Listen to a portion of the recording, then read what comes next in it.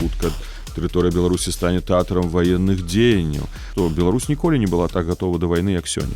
Не дапаможа зараз Расійская Федэрацыя, не ў стане на дапамагчы это Расійская Федэрацыя, не мае іх рэсурс. Таму Лукашенко маўчыць. Вось глядзіце, Лукашенко сябруе з кітайцамі, але кітайцы больш сябруюць з Пуцінам.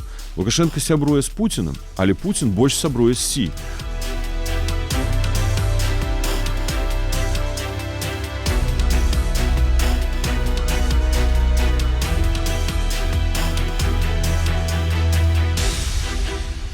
Пра што маглі дамаўляцца Пуцін і Лукашенка? Чаму візіт у Кітаі ніяк не анансаваўся? Ці ўступіць Беларусь у вайну? Пра гэта і іншае мы паговорым з палітыкам, кіраўніком НАУМ Паўлам Латушкам. Добры дзень. Вітаю вас. Пачнём з апошняй навіны тыдня. Вось Лукашенка паляцеў на Валдай, гэта было так таямніча, нідзе это не тое, што не анансавалася, але не было ні прэс-канферэнцыі, не было ніякіх здымкаў. Як вы думаеце, пра што яны маглі там дамаўляцца? Цікава, што расійскія крыніцы кажуць, што на Валдаі Пуцін ніколі не прымае замежных гасцей. Значыць, прыняўшы Лукашенко, дэманструе, што ён лічыць яго замежным госцем, ён лічыць яго васалам. Я думаю, тут у нас сумневу не павінна быць, бо Лукашенко адразу, калі пачуў ультыматум ад Зеленскага, пабег да Пуціна ўзгадняць выкананне гэтага ультыматуму. Ён разумеў, што не выканаць ультыматум ён не можа з аднаго боку і адключыў рэтрансляторы, хаця пазней мы даведаліся з вамі, што адзін з рэтранслятораў ўсё ж такі працаваў, да? А з другого боку ён разумеў, што это молат і накавальня, молат і кавадла, да? І не трэба ўзгадніць гэта з Пуцінам. Да, такі таямнічы візіт. Размаўлялі, зразумела, пра вайну. Вайну, не ведаюць, размаўлялі на пра мір, хаця Лукашенко апошнім часам мы чуем, вельмі памяняў рыторыку, да? Ён так вельмі быў агрэсіўны, ён казаў, што мы рыхтуемся да вайны, што хутка тэрыторыя Беларусі стане тэатрам ваенных дзеянняў. Увогуле яго рыторыка за апошнія гэтыя гады змянілася. Кіеў за 3 дні, пазней мы дойдзем да Ла-Манша, калі з намі Захад будзе ваяваць. Пазней сказаў, што Расію ніхто ніколі не пераможа, а пазней ён сказаў, мы ўсе будзем смяротнікамі. Да? Памяце эту сустрэчу з вайсковымі, дзе сидзеў міністр абароны, дзяржсакратар Савбеза Вальфович, іншыя генералы, кажа, мы ўсе будзем смяротнікамі. Всё, капайце ямы, хавайцеся, да? Хавайце не ў бульбах, фактычна уже у зямлю. Таму яны размаўлялі пра вайну, і я думаю, што Лукашенко, конечно, прасіў Пуціна, цалаваў яго ўжо ўсе месцы магчымыя і немагчымыя, прабачце мне за такое параўнанне, дзеля таго, каб Пуцін не даў яму загад увайсці ў гарачую фазу вайны. Другая тэма, якая абмяркоўвалася, безумоўна, гэта пастаўка нафтапрадуктаў, бо гэта адзін з элементаў украінскай ультыматуму. Давайте не забудзем забываць, што украінцы выставілі першы пункт, гэта рэтрансляторы, другі пункт это нафтапрадукты, трэці пункт гэта вайсковыя вучэнні, якія павінны спыніцца на тэрыторыі Беларусі, і чацвёрты пункт нават гучаў спыніць будову ваеннай інфраструктуры ў бок мяжы з Украінай. Мы бачылі, што там Мішустін прысутнічаў на стрэчы, таму я думаю, што пытанне нафтапрадукта абмяркоўвалася. Хаця ёсць праблемы, якія вельмі непакояць Лукашенку, і я думаю, гледачам важна ведаць. Напрыклад, Расійская Федэрацыя зараз ствараюцца прадпрыемствы дублёры беларускіх прамысловых прадпрыемстваў. Некалькі прыкладаў. У 3 абласцях Расійскай Федэрацыі сумесна з кітайцамі Расія пачала будаваць прадпрыемства па вытворчасці і, увага, трактароў. Гэта азначае, што ў перспектыве беларускія трактары, якія так губляюць расійскі рынок, не вытрымліваючы канкурэнцыю з кітайцамі, да? Калі жа адбудзецца лакалізацыя вытворчасці кітайскіх трактароў на тэрыторыі Расіі, то па праграмам імпартазамяшчэння беларускія трактары проста не пройдуць. Другое, будуецца КАМАЗам, фактычна ўжо на высокай стадыі падрыхтоўкі, вытворчасць супер цяжка крупнагабарытных самасвалаў, БелАЗ, фактычна аналог БелАЗа. Белшына, давайте паглядзім. Шыны пачалі будаваць прадпрыемства па крупнагабарытным і сверхгабарытным шынам, якія фактычна ў Расійскай Федэрацыі кітайцы, якія стануць канкурэнтам для Лукашэнкі. Пазней беларуская гэта нацыянальная біятэхналагічная карпарацыя. Мы ведаем праблемы з ёй, Лукашенко не так даўно праводзіў нараду, але в Расіі зараз будуецца аналагічнае прадпрыемства даволі глыбокай перапрацоўкі зерня з значыць это будзе канкурэнт для этой БНК, так? Яшчэ BLG губляе рынок расійскі, таму што ў Расіі змяніліся нормы па лакалізацыі, па праграмам імпартазамяшчэння, і там, напрыклад, нейкі адсотак запасных часткаў павінен быць вытворчасці на тэрыторыі Расійскай Федэрацыі. І ввялі нарматывы па закупкі таксі. І вось па гэтым нарматывам ужо BLG не праходзіць. Значыць, іх выкінулі з маштабнага рынку таксі. І такіх праблем у гандлю у Лукашэнкі шмат. І вось глядзіце, Лукашенко сябруе з кітайцамі, але кітайцы больш сябруюць з Пуцінам. Лукашенко сябруе з Пуцінам, але Пуцін больш сябруе з Сі. І гэта ў перспектыве вось гэтай палітыкі Лукашенка, які выбраў толькі адзін эканамічны вектар, які не пайшоў на рэформы эканамічныя, які не адбылася прыватызацыя прадпрыемства, прывядзе да калапса прамысловасці. Лукашенко падкрэслівае, што ён эканаміст. Да. Чаму, на вашу думку, так ён дапусціў? Ну, гэта стратэгічныя памылкі, якія вынікаюць з унутранай палітыкі і са знешняй палітыкі. Знешняя палітыка абумоўлена ўнутранай палітыкай. Калі ты праводзіш на працягу дзесяцігоддзяў рэпрэсій, калі ў цябе няма незалежнай судовай сістэмы, калі ў цябе могуць нацыяналізавацца кампаніі, колькі мы такіх прыкладаў ўжо бачылі, нацыяналізацыі, у тым ліку і замежных кампаній, замежным капіталам. Клімат інвестыцыйны вельмі дрэнны. Ну, прыходзіць на рынок могуць тады спекулятыўныя кампаніі альбо кампаніі толькі пад асабістыя гарантыі Лукашэнкі. Ну, а хто можа з Лукашэнкам дамаўляцца? Ну, вось расійскія кампаніі, умоўна. І вось гэты вектар абсалютна прарасійскі прыводзіць да гэтых наступстваў негатыўных эканомікі. І гэта будзе толькі прырастаць. Я ў гэтым перакананы. Ну, а яшчэ раз, вяртаючыся да вайны і міру, Лукашенко, конечно, будзе дапамагаць Пуціну у вайне. Будзе пытанне толькі ў тым, у якім аб'ёме. А вось некаторыя аналітыкі меркавалі, што Лукашенко мог прывесці пасланне ад Зеленска Пуціну перадаць на Валдай. Як думаеце, Ну, магло былі звесткі аб тым, што ў Лукашэнкі знаходзіўся ў кабінеце на мінулым тыдні начальнік галоўнага ўправлення выведкі Міністэрства абароны Украіны ГУР Олег Івашченко, генерал. І падчас гэтай размовы зразумела, што там размова была даволі канкрэтная. І канкрэтная размова, гэта ты умовы, якія мы 4 з вамі назвалі. Магчыма, украінцы яшчэ дабавілі нейкіх умоў Лукашэнку, каб ён спыніў падтрымку агрэсіі супраць Украіны, інакш будуць наступствы, да, і Лукашенко гэтага спужаўся, і таму адразу пабег да Пуціна. І я думаю, што там было пасланне для Пуціна, якое, конечно, Кремль не будзе прызнаваць публічна, Песков гэта адмаўляе, да, што Лукашенко прывёз ад Зеленскага пасланне. Ім гэта невыгадна палітычна. Просто невыгодно, да? Это показывае слабасць, это показывае, павышае ролю Лукашэнкі, ім гэта не трэба. Якія гэта могуць быць умовы паслання? Яны прапануюць Украіна, што калі Расія не спыніць агрэсіўныя дзеянні, калі не спыніцца баявое сутыкненне па лінію менавіта сутыкнення на Донбасе, то мы зробім з Крыма востраў. Мы знішчым гэты мост. Калі мы былі ў Кіеве і размаўлялі з некаторымі палітыкамі, сказалі так, тое, што штучна існаваць не павінна. І вось гэты мост, які калісьці пабудавалі дзеля Пуціна, да, да Крыма, вось гэта і называецца тое, што штучна існаваць не павінна. Я думаю, што гэта першы пасыл. Пасыл быў, што мы знішчым, ну, напрыклад, 70-75% вашай нафтаперапрацоўчай інфраструктуры. Гэта мы зараз глядзім з вамі сторысы, тиктокі, інстаграмы, як там рускія плачуць, як дрэнна з палівам, што бойкі, там мужчыны нават б'юць жанчын, да, там, ну, волі, там штосьці адбываецца такое зусім дрэннае, але давайте паглядзім глыбей. А хто будзе вывозіць смецце, калі не будзе топліва? То гэтае смецце будзе валяцца пазней на вуліцах і будзе, прабачце, смярдзіць.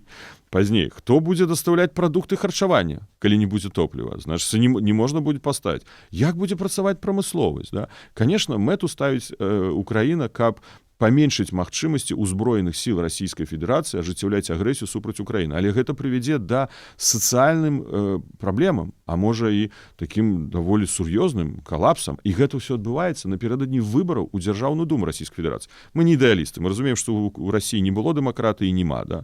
Калісьці там былі зародышы падчас Ельцына. Але это ўсё роўна такая устраска ідзе, да? Вось так, калі выбары, любыя выбары, да? Гэта праблема для ўлады, нават дыктатарскай улады. А тым больш у іх ёсць умоўная шматпартыйная сістэма, умоўная. Калі камуністы нават выходзяць і кажуць, памяце Зюгану, калі мы не зменім палітыку, у нас будзе рэвалюцыя, як у 1917 годзе.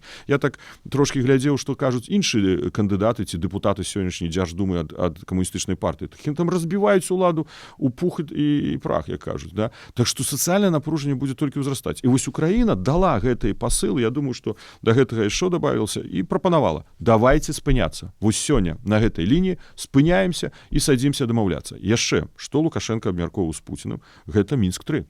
І гэта прызнаў Пуцін, бо адразу пасля публікацыі ж не было, да? Было толькі інтэрв'ю Зарубіну, кіраўніка Кремля, дзе ён сказаў, што мы благодарим Александра Григорьевича за то, что в 2022 году в Минске состоялись переговоры. Но это помылка. Не у Минску были перемовы были у Беловежской пуши и у Гомельской области. И добавляя, мы также ему признательны, что и в предыдущие годы, значит, Беларусь предоставляла нам площадку для переговоров по Донбассу. Фактично, Путин гэтым выказам, якое пазней выдалілі, яго выдалі, оно просвісела там уже дзень, да?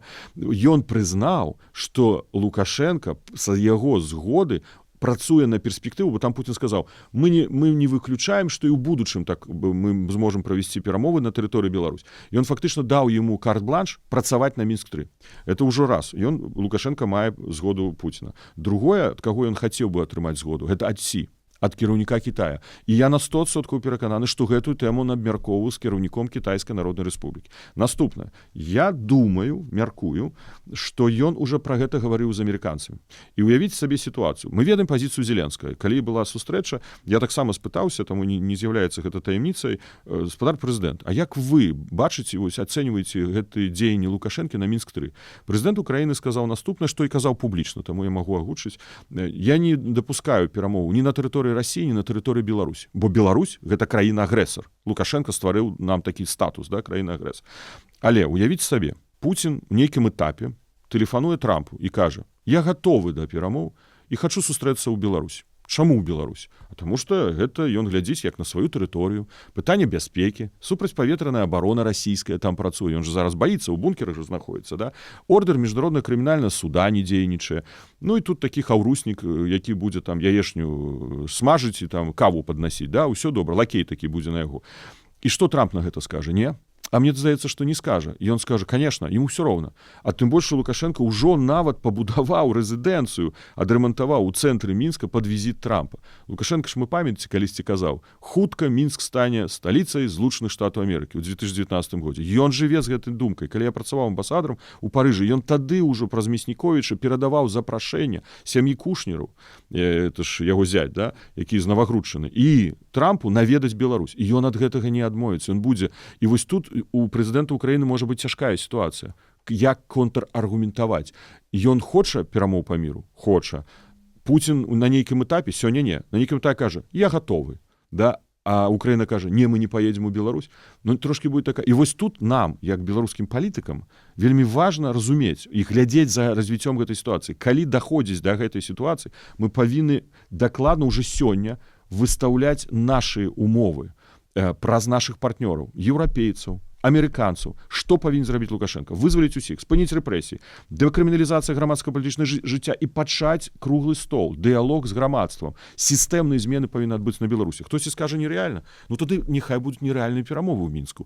Альбо хтосьці скажа нерэальна, бо на гэта патрэбен час. Не, дыктатар можа заднім чыслом падпісаць усе дэкрэты свае, правда? Яму 2-3 дні, дай загад, зробіць яму гэтыя дэкрэты, адмяняючы ўсе гэтыя крымінальныя нормы ў грамадскім жыцці Беларусі. Так што сітуацыя будзе вельмі цікава развівацца. Я прапаную вельмі уважліва за гэтым сачыць.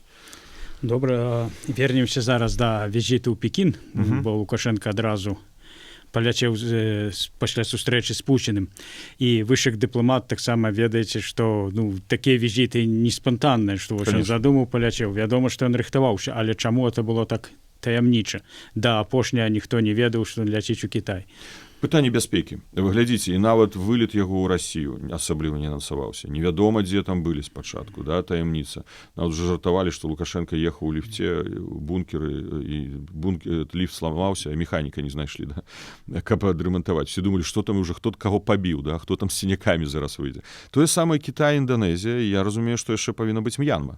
Ён баіцца. Пасля ультыматума Зеленскага, пасля, можа, нават, давайте возьмем трошачкі раней, заяваў Мадзяра, Броўдзі, камандуючага беспілотнымі сістэмамі ўзброеных сіл Украіны, аб тым, што на тэрыторыі Беларусі яны ўжо абазначылі 500 мэтаў, калі Лукашенко ўвойдзе ў вайну, мы, конечно, не хочам, каб гэта адбылося, да? Я думаю, гледачы ўсе пагадзяцца, беларусы, беларускі, мы не хочам ніякай вайны, но Лукашенко папярэдзілі і яшчэ дадалі, што Лукашыску, ты таксама мэта, а значыцца мэта нумар 1. Гэта параўнанне з Румыніяй, да? Чаушэску, Лукашыску, да? Ну, Румунія там была іншая гісторыя, там же, здаецца, расстралялі каля сцяны, там, да, пратэстуючы, да? Але неважна тут метад ці спосаб, яны проста далі яму сігнал. І Лукашенко баіцца, яны пачалі ў таямніцы трымаць пералёты, свае маршруты, разумееце? Зноў жа такі, я думаю, чаму Кітай не анансаваўся, таму што не было пацверджання сустрэчы Сі. Ужо былі гісторыі, мінулы год, калі Лукашенко прыехаў у Кітай і фактычна каля 3 дзён, там 2,5 сядзеў у прадбанніку, да? В прихожей его поставили чакаць сустрэчы Сі, бо ён не атрымаў дамоўленасці, а просто так, як кажуць, в наглую сваліўся на галаву. І тады былі такія дзіўныя кадры, памятаеце, Пул першы даваў. Ён сидзіць, размаўляе з бізнесменамі кітайскімі.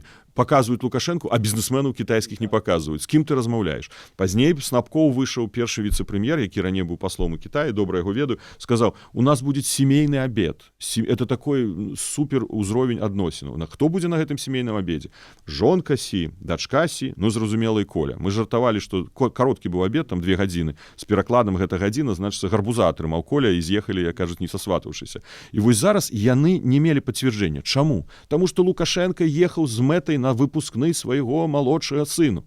Ён ехаў на выпускны. Але зразумела, калі ты едзеш на выпускны, ты павінен людзям абгрунтаваць, што ты прыехаў у Кітай і не сустрэўся з кіраўніком Кітая. У вас жа суперадносіны. Яны пачалі ціснуць кітайцаў і выціснулі. Што зрабілі кітайцы? Кітайцы зрабілі дыпламатычны жэст. Яго сустракаў у аэрапорце Лукашенко міністр адукацыі Кітая. То есть яны далі паняць, гэта не палітычны візіт. Ты едзеш да сына на выпускны універсітэт. А зараз беларусы і беларускі, давайте палічым, колькі гэта магло каштаваць. Лукашенко, дзяржаўны самалёт, да? Заправіць, адправіць. Гэта камандыровачныя, гэта ахова, гэта суправаджаючая дэлегацыя, там павара, медыцына, абслуга, да? Гатэлі. І гэта ўсё за кошт дзяржавы. Таму што Лукашенко захацеў пабываць на выпускным свайго сына. Я думаю, шмат хто з нас, у каго вучацца дзеці за мяжой, таксама б хацелі паехаць, каб нам далі дзяржаўны самалёт, далі бы ахову, там машыны, а гатэлі нам налі. Ну гэта ж нереальна. Это ж нереальна. Чаму гэты чалавек так публічна, дэманстратыўна чарговы раз залазіць у кішэню беларусам, да, і крадзе гэтай грошы? Што робіць у дэмакратычных краінах за гэта? Першае, ён павінен звярнуць усе гэтыя грошы ў бюджэт, это раз, а пазней панесці палітычныя наступствы. Якія палітычныя наступствы? Калі гэта быў бы ўрадовец, урад мог бы нават зысці ў адстаўку, альбо гэтага міністра выкінулі бы проста, да? Ці там прэм'ера. Калі прэзідэнт, ну Лукашенко не прэзідэнт, то імпічмент трэба аб'яўляць. За такія рэчы аб'яўляюць імпічмент. Ну, зразумела, што мы ж з вами ведаем, што Лукашенко 32 гады лезе ў карман беларусаў, беларусак, пабудаваў 20 рэзідэнты, дзякую нехто за ваше расследаванне, хто не глядзеў, захвочую паглядзець. У яго парк аўтамабіляў 25 у гаражы аўтамабіляў стаіць, все гэта новенькае, колькі ён траціць на аўтамабілі свае аховы, а колькі гэтай рэзідэнцыі ўтрымаць? Прыбраць, газон пакасіць, ахову там трымаць, святло і гэтак далей, правда? Гэты чалавек жыве як такі, ну, барствуючы такая асоба, да? Ось яго ўсё за злачынстваў у беларусах. І яму нават не сорамна. Ну, якая там можа быць сумленне ў гэтага чалавека, калі ён столькі злачынстваў зрабіў? Ну, а Інданезія, вось я хачу таксама гледачам. Чаму ён паехаў у Інданезію? А таксама гэты ларчык адкрываецца вельмі проста. Таму што ў Інданезію заўсёды гадамі пастаўляліся беларускія белазы. І гэта вельмі прыбытковы бізнес. І як мы з вами ведаем, Белпол, здаецца, рабіў расследаванне, да? Кантралюе бізнес белазаў на тэрыторыі Расійскай Федэрацыі Дзіма Лукашенко. Гэта сямейны бізнес Лукашенко. Калі гэта самы буйны рынок, там і Казахстан да гэта далучаецца, прадаюцца гэтыя сотні белазаў, адзін белаз каштуе мільёны, ну, калі такія ўжо самыя вялікія, да? Прыбытак застаецца на фірме пракладкі, якую кантралюе сям'я Лукашенко, там же і невесткі таксама былі ў гэта, а капеечка вяртаецца на белаз. Тое самае, калі Лукашенко быў у Амане, памятаем гэтую гісторыю, нібы па ўрадавых пытаннях, але это зноў прыватнае выкарыстанне было сродкаў, самалёта і гэтак далей. Ён сядзеў з гэтым шэйхам Амана разам са сваімі сынамі, Віктарам і Мікалаем. А дзе ў гэты дзень быў Дмітрый? А ў гэты дзень Дмітрый быў у Інданезіі. Таму Дмітрый зарэгістраваў на тэрыторыі Інданезіі фірму-пракладку, якая зараз будзе адказваць за продаж беларускіх белазаў. І вось пра гэты, калі Крутой кажа, гэта бізнес на дзесяткі мільёнаў долараў, я пагаджуся з крутым кіраўніком адміністрацыі Лукашэнкі. Так, гэта бізнес на дзесяткі мільёнаў долараў для сям'і Лукашэнкі, які проста будуць astаўляць гэтую розніцу ў Інданезіі. Інданезія — гэта велічэзны рынок для белазаў. Так, а якія тады інтарэсы могуць быць у М'янме? М'янма і ў Інданезіі, дарэчы, вайсковы-прамысловы комплекс, і М'янма вайсковы-прамысловы комплекс. Дарэчы, аўстралійскія дыпламаты нас пастаянна пытаюць аб супрацоўніцтве Лукашэнкі з Інданезіяй, бо там ёсць напружанне ў адносінах, і Аўстралія разглядае таксама рызыкі для сябе з пункту гледжання мілітарызацыі Інданезіі. Да. Лукашенко, конечно, будзе казаць пра пашырэнне вайсково-прамысловага супрацоўніцтва і дзеля таго, каб займацца вытворчасцю зброі, больш зброі. Рускія ж не спыняцца купляць гэтую зброю. І калі сёння ўявіць сабе, спыніцца вайна, да? Мы все хацелі бы гэтага, каб не гінулі людзі, але што будзе Лукашенко рабіць з прамысловасцю, калі Расійская Федэрацыя зменшыць аб'ёмы закупак узбраенняў ці частак да ўзбраенняў, камплектуючых да ўзбраенняў, все, што з гэтым звязана, а ведь не толькі ж там же і харчаванне ідзе там для арміі і гэтак далей, да? Зменшыць гэтыя закупкі. Што будзе з беларускай прамысловасцю, калі яна мінусуе? Яна зараз у мінусе, яна же не ў плюсе. Да? І это будзе такой выклік гаспадарчы. І мы расказалі з вами, які выклік у яго зараз на расійскім рынку, да? Па перспектывам продажы, і які будзе і выклік, калі спыніцца вайна. Для яго гэта будзе праблема. Ён шукае іншыя рынкі збыту. Мы бачым, што ён там у Афрыку ўсё спрабуе. Адкрылі ў Гвінеі экватарыяльную амбасаду, зачынілі, а была такая помпа, Гвінея будзе там нашай прыбережню, он все расказвае нам. Куды не паедзе, Аман будзе нашай прыбережню, там все будуць прыбережнымі, дзе гэтых тавараў і каму гэтыя тавары патрэбны, калі яны па якасці і па коштах не канкурэнтны з іншымі краінамі. Цікавыя фразы ён, дарэчы, ужывае, хто уважліва сочыць за яго выказваннямі. Ён заўсёды кажа так: мы всегда готовы прийти к вам с помощью, мы всегда готовы помочь вашей стране, мы производим промышленные товары, там. Сур'ёзна? Што значыцца дапамагчы гэтай краіне? Ты хочаш дапамагчы, ты бясплатна аддаш трактары, самасвалы, ці за грошы? За грошы чыі? За іх грошы? Так у чым тут дапамога? Гэта бізнес. Ну, гэта ніяк не дапамога. Да? І он, дарэчы, таксама кажа кіраўнікам расійскіх рэгіёнаў. Хаця вось калі гэты быў губернатар Маскоўскай вобласці, зразумела, пра што ён казаў. Ён казаў пра нафтапрадукты. І тут сапраўды гэта можа выглядаць як помощь, дапамога для Маскоўскай вобласці з боку Лукашэнкі. Вось, ну, а вернемся до такого пытання. Зараз кажуць, што Пучин хоча ўцягнуць Лукашэнку ў вайну. Прапагандысты ж Лукашэнкі кажуць наадварот, што это Украіна і Захад хоча ўцягнуць. А вось на вашу думку, як? Можа Беларусь уступіць у вайну? Ці... Смеху варта. Па што Украіне ўцягваць Беларусь у вайну? Каб адкрыць паўночны фронт? 1084 кіламетры і 200 метраў. Дарэчы, Лукашенко нават не ведае працягласць мяжы Беларусі з Украінай. Заўсёды кажа 1500. Не ведаю, ён дабаўляе там 10 сотні кіламетраў, такі, да, геастратэг, географ і гісторык, як он там сабе называе. Так вось, Украіне не выгадна. І таму Украіна жорстка размаўляе з Лукашэнкам. Яна атрымала разведвательную інфармацыю аб тым, што сапраўды ідуць перамовы, што Лукашенко рыхтуецца да вайны. Мы таксама вось пазамінулым тыдні я перадаваў даклад аб падрыхтоўцы Беларусі да вайны, які я накіраваў міністру замежных спраў Сібіга, і гэта атрымала вялікі розгалас. Там у адзін дзень было 80 публікацый толькі ўкраінскіх СМІ. І нашы высновы, што Беларусь ніколі не была так гатова да вайны, як сёння. Гэта не азначае, што Беларусь уступіць у вайну. Гэта не азначае, што Лукашенко хоча уступіць у вайну. Но гэта азначае, што сродкі, рэсурсы матэрыяльныя, арганізацыйныя мерапрыемствы, заканадаўчыя змены зроблены з такім аб'ёмам, як ніколі не было. І гатоўнасць сапраўды ёсць. Там же ж змянілі права арміі ваяваць на замежнай тэрыторыі, наносіць папераджальныя удары па тэрыторыі суседніх дзяржаў. Фактычна без прычын. Там ёсць трэці пункт. Пры іншых пагрозах нацыянальнай бяспекі Беларусі. Яны могуць атакаваць тэрыторыю з тэрыторыі Беларусі, тэрыторыю суседняй дзяржавы. У 5 разоў вырас бюджэт за 4 гады вайсковы. Мы навучанні з вами бачым. Навучанні ж не сканчаюцца, да? Вось у студзені пачаліся, там скончыліся ў сакавіку, это калі была внезапная праверка баявой гатоўнасці ўзброеных сілаў. Пазней у сакавіку заходняя акруга вучэнні. Пазней у маі мы пабачылі баявога прымянення ядзернай зброі вучэнні, да? Пазней мы пабачылі ў Гродна вучэнні, ваенкаматы, мабілізацыя военнослужачых запаса, да? Так што ён рэальна рыхтуецца. Не зацікаўлена Украіна у нейкай агрэсіі супраць Беларусі і не плануе. Не зацікаўлены Еўрапейскі Саюз. Яны не хочуць пашырыць тэатр ваенных дзеянняў. Гэта ж Лукашенко казаў пастаянна. Беларуская тэрыторыя, Беларусь стане хутка тэатрам ваенных дзеянняў. Хто яго за язык цягнуў? Чаму ён пастаянна казаў, мы гатовімся да вайны. Пазней запрашае зноў міністр абароны краіны, кажуць, мы будзем мабілізоўвацца, потому что мы готовимся к вайне, дай Бог нам ее избежать. Ты же пастаянна пра гэта кажаш. І робіш, і кажаш. Да?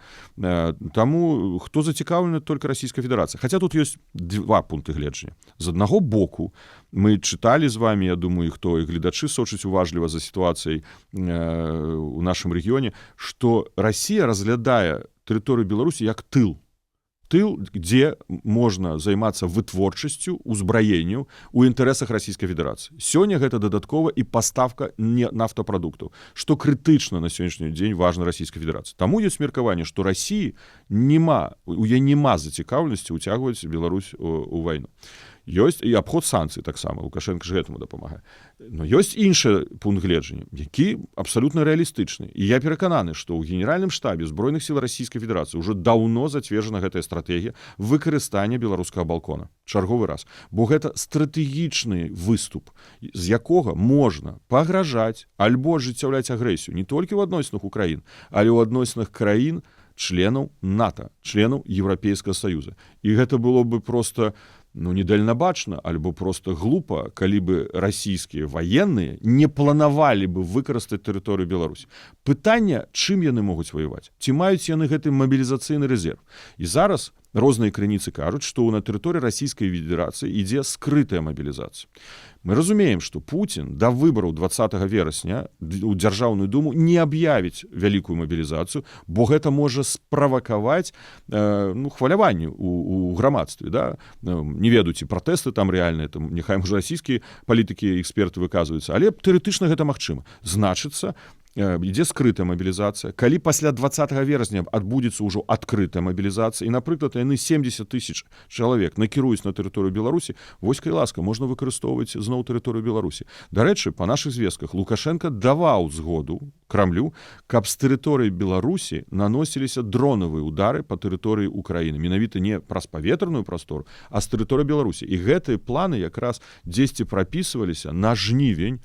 Чаму на жнівень? Перад выбарамі ў Дзяржаўную Думу. Пуцін хоча даказаць перад сваімі выбарамі, што ён будзе перамагаць. Разумееце? І што Лукашенко таксама даў згоду зноў, каб мабілізаваныя расійскія салдаты прыехалі ў беларускія вайсковыя часткі і праходзілі там навучанне. Як гэта было у 2022, у 2023 годах. І я думаю, што ўсё гэта таксама ведае і украінская ўведка. Таму яны так жорстка, фактычна ўпершыню ў гісторыі, паставілі ультыматум і дамагліся таго, што Лукашенко яго выканаў. А вось давай яшчэ пра рэтрансляторы. Што вядома? Кажуць, што украінцы фактычна знішчылі.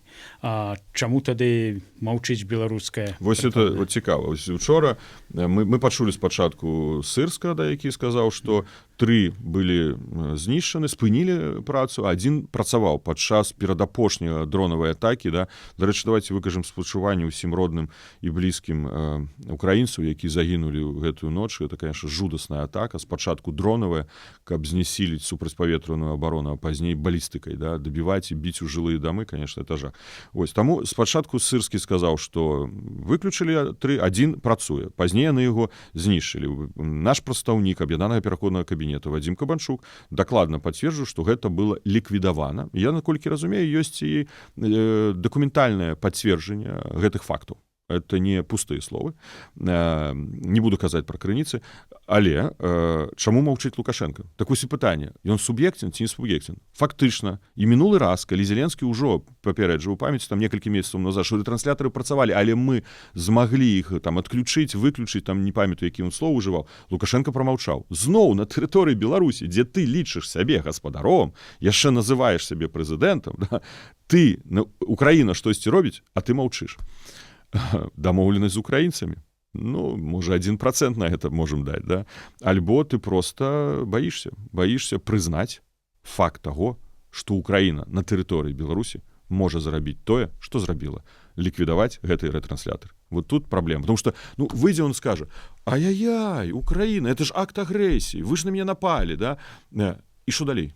Што далей? Там яны ж крычалі, што мы адкажам, калі гэта адбудзецца, усёй сілай, мощью нашего оружия. Еще Российская Федерация нам поможет. И не получится, не атрымаецца так, не дапаможа зараз Российская Федерация, не устане на дапамагчы это Российская Федерация, не маю іх ресурс. Таму Лукашенко маўчыць. Так вот цікава, што Лукашенко нам скажа ці не скажа. А яшчэ хацелася б абмеркаваць, якія рана ці позна вайна закончыцца і якія сцэнары могуць быць для Беларусі ў гэтым. Не, калі ж яна скончыцца паразай Расійскай Федэрацыі, пытанне ў тым, што мы ўкладваем у гэтае слова параза Расійскай Федэрацыі, дэстабілізацыя ў грамадстве, праблемы ў палітычнай сістэмы, у кіраванні Расійскай Федэрацыі, эканамічны крызіс глыбокі. Гэта ўсё дае таксама нам падставы больш праактыўна ціснуць на Лукашэнку і добиваться реальных, не косметычных зменаў. Не толькі, што прыярытэтна важна для нас вызваленне ўсіх палітзняволеных і спыненне рэпрэсій, але сістэмнай змены. Бо мы можам дыскутаваць шмат, але калі мы не даб'емся сістэмных зменаў, то нават уявім сабе ідэальную сітуацыю, і дай Божа яна адбудзецца, праз паўгады ў Беларусі няма палітвязняў. Хтосьці думае, што праз наступныя паўгады не з'явіцца? Да з'явіцца, бо не зменіцца заканадаўства. Крыміналізавана проста грамадска-палітычнае жыццё ў Беларусі. Крыміналізавана незалежная журналістыка ў Беларусі. Яна і раней была пад праблемамі, а зараз поўная крыміналізацыя. Значыцца, з'явіцца палітычны зняволены. А што рабіць тым, хто нас глядзіць, я думаю, за мяжой, якіх дэпартавалі? Калі сваякам людзі баяцца тэлефанаваць, да? Калі вярнуцца не могуць, калі саджаюць людзей, што гэта мы ўсё забудземся, таму сістэмныя змены патрэбны. І вось у гэтай сітуацыі так. Калі будзе перамір'е і такая вось нейкая стабілізацыя, тады можа быць яшчэ такі працяглы працэс дабівацца змены ў Беларусі. То есть гэта ўжо не атрымаецца хуткіх сцэнараў. Але наш сцэнар наступны. І вось аб чым я размаўляў, тым ліку з амерыканскімі дыпламатамі неаднойчы. Першае. Амерыканцы, мы лічым, маюць усе дастаткова інструментаў, рэсурсаў, уплыву, санкцый назапашных. 250 санкцый маюць амерыканцы ў сваіх руках. 100 гэта тычыцца устаноў, арганізацый, прадпрыемстваў, там банкаўскай сферы, гэтак далей. Выкарыстаць гэтыя санкцыі дзеля таго, каб спыніць рэпрэсіі і вызваліць усіх палітзняволеных. А еўрапейскі трэк, мы просім еўрапейцаў, каб еўрапейцы ціснулі на Лукашенка, каб ён пайшоў на круглы стол, вось, за якім мы сядзім, да, і пачаліся рэальныя сістэмныя змены ў Беларусі. Інакш это будзе падман. Інакш мы будзем паўтараць гэтае кола уже который раз, 6-й раз Лукашенко.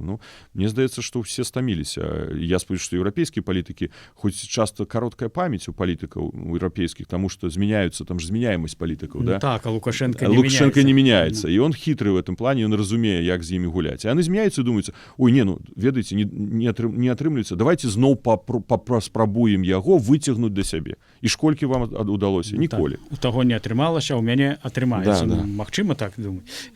Да, менавіта так. Я вось учора там адзін палітык наш беларускі напісаў, што трэба, каб еўрапейцы далучыліся да амерыканцаў у перамовах па вызваленню палітзняволеных. Я не згодны з гэтым і не згодны аб'яднаны пераходны кабінет. У нас іншая стратэгія. Яшчэ раз кажу, амерыканцы. І нават мне здаецца, што было бы сорамна амерыканцам прызнацца, што так, мы не спраўляемся з Лукашэнкам самі.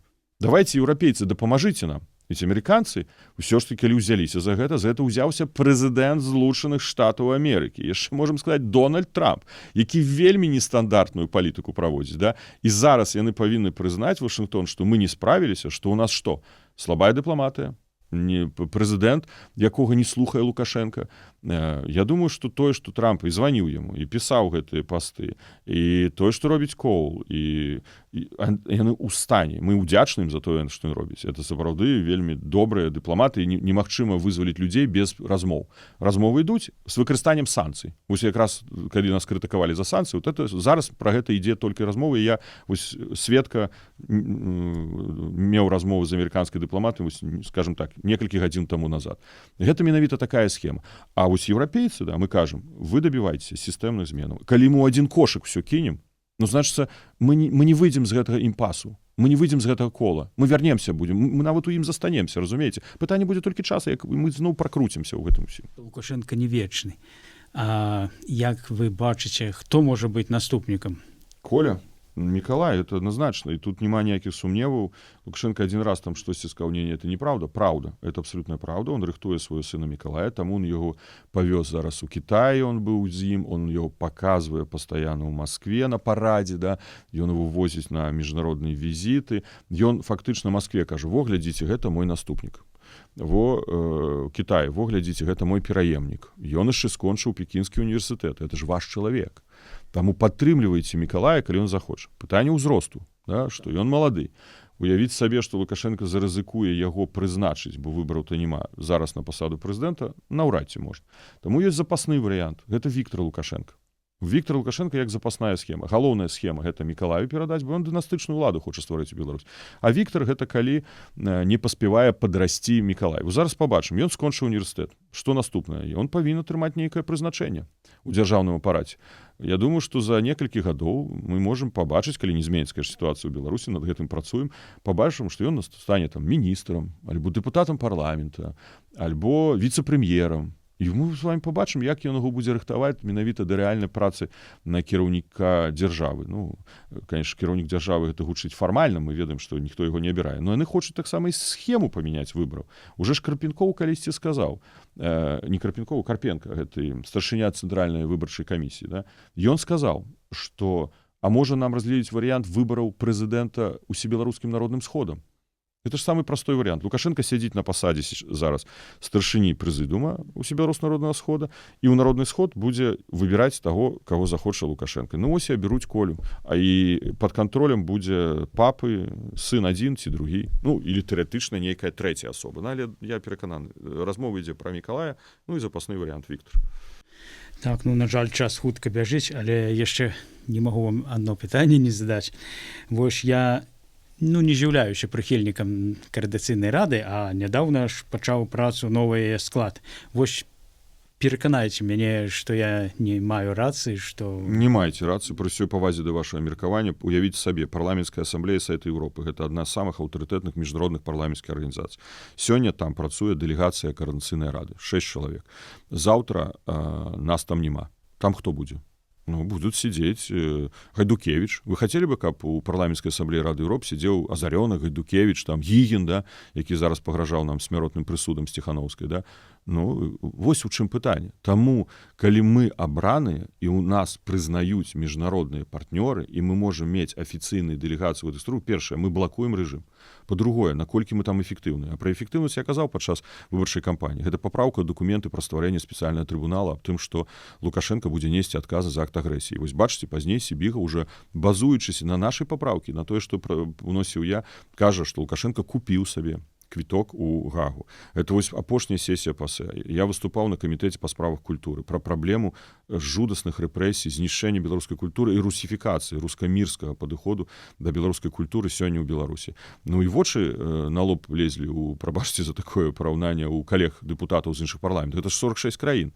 І мне дапамаглі падрыхтаваць гэты даклад і Беларуская рада культуры, і прадстаўніцтва па нацыянальным адраджэнні, і Белпэна мы ўзялі таксама матэрыялы. Вось, і гэта на гэтым аснове будзе падрыхтаваны даклад з рэкамендацыямі усім сябрам Савета Еўропы, як дапамагаць беларускай культуры і міграцыі і што рабіць дзеля таго, каб не дапусціць русіфікацыю, поўную знішчэнне беларускай культуры ў Беларусі. Зараз прынята была рэзалюцыя транснацыянальнай злачынствы. Вось вы и все дзіцё, я думаю, все тут, хто знаходзіцца, мы все знаходзімся пад транснацыянальнымі рэпрэсіямі. Бо у кожнага з нас крымінальная справа, заочныя прысуды, ціснуць нашых родных і блізкіх. Мы не можам памяняць пашпарты. Прымаецца гэты дакумент, ідзе мы я быў адным з дакладчыкаў на спецыяльным мерапрыемстве, я расказаў, як гэта ў адносінах беларусаў. А гэта самыя велічэзныя рэпрэсіі транснацыянальныя ў Еўропе на сённяшні дзень.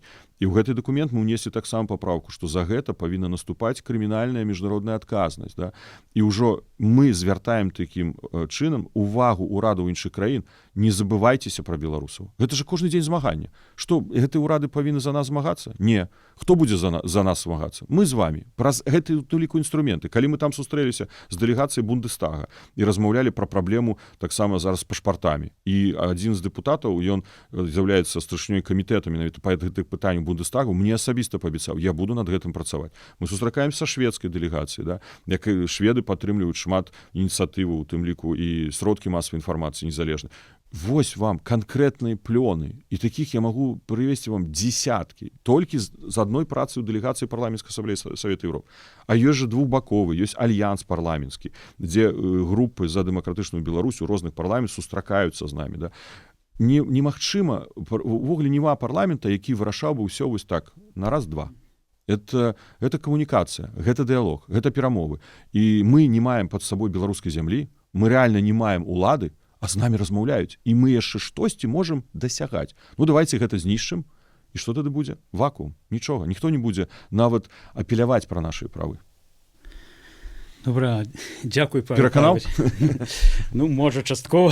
Дзякуй за цікавую размову. А яшчэ вельмі важна, зразумейце, што дыскрэдытацыя Коордынацыйнай рады — гэта галоўная задача ўпраўлення выведкі КДБ Беларусі і ваеннай выведкі Міністэрства абароны Беларусі і выведкі Міністэрства ўнутраных спраў. Іх задача здыскрэдытаваць, разваліць, знішчыць. І яны робяць гэта, на жаль, давайте прызнаем, эфектыўна.